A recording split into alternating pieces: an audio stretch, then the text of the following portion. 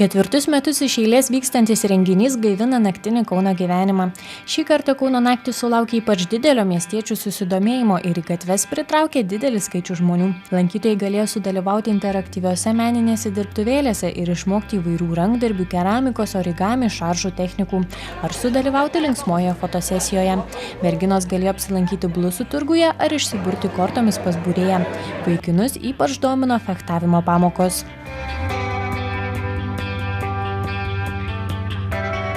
Ką čia darai? Lipdau. Ir kaip tau sekasi? Gerai. O patinka Kauno naktis? Ar patinka Kauno naktis?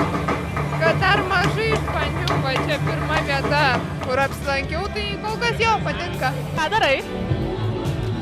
Lipdau kiaušinuką. O kodėl būtent kiaušinuką? Nežinau, noriu. Kaip jums Kauno naktis? Puikios, tobulos. Šventės dalyviai iki pat 5 val. Ryto lankėsi ir linksmai leido laiką vykusiuose renginiuose. Šokių, dainų ir filmų mėgėjai galėjo atrasti savo mėgiamas vietas ir nenuobodžiauti. Renginio lankytojai atrodė patenkinti ir laimingi, kad naktiniame Kaune buvo galima surasti daugiau nei 70 nemokamų programų.